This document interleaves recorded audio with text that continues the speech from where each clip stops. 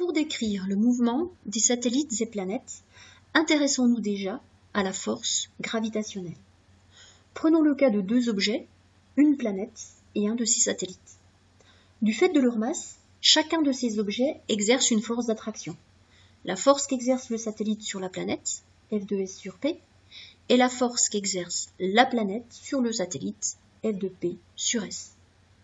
D'après la troisième loi de Newton, ou principe des actions réciproques, ces deux forces ont même valeur, même direction, mais des sens opposés.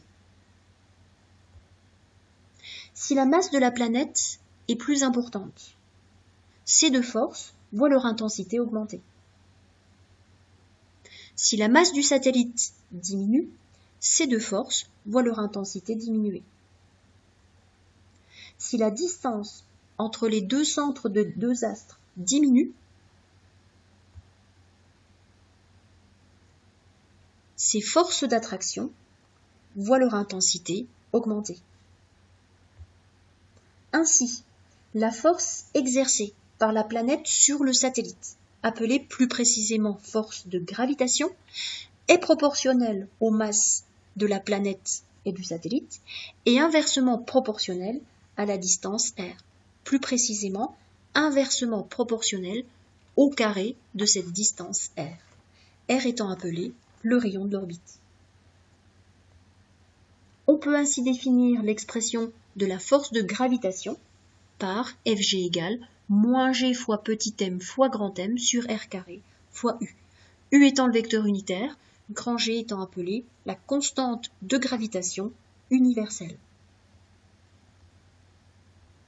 Ainsi, pour le système satellite, dans le référentiel géocentrique supposé galiléen, donc si on s'intéresse maintenant à un satellite de la Terre, la seule force extérieure qui agit sur ce système est la force de gravitation. Et cette force de gravitation a l'expression définie précédemment.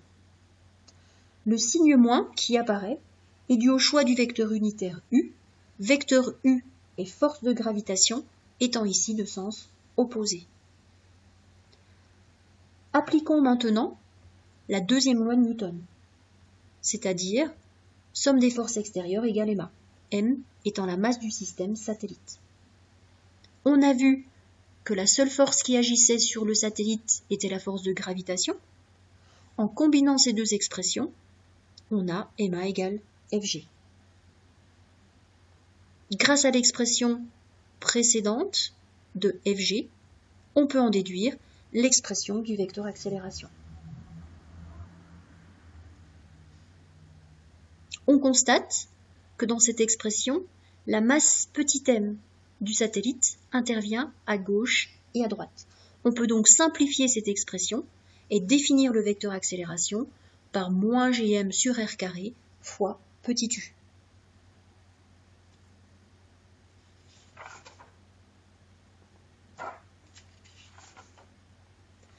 L'accélération petit a peut donc être représentée. Elle a la même direction que la force de gravitation, mais elle est de sens opposé au vecteur unitaire u, à cause du signe moins, et on constate qu'elle est confondue avec le rayon de l'orbite. L'accélération est dite alors radiale.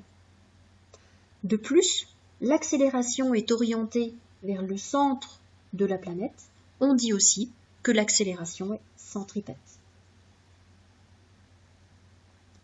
En considérant que le satellite décrive une trajectoire circulaire, le vecteur vitesse v peut être tracé.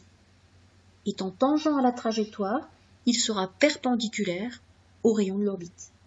On constate immédiatement que le vecteur vitesse est aussi perpendiculaire au vecteur accélération.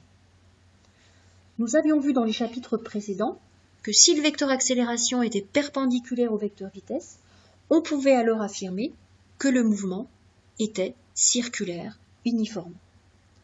Ainsi, dans l'approximation des trajectoires circulaires, l'application de la deuxième loi de Newton permet donc de montrer que le mouvement d'un satellite autour d'une planète est uniforme, ou encore que la valeur de sa vitesse est constante au cours du temps.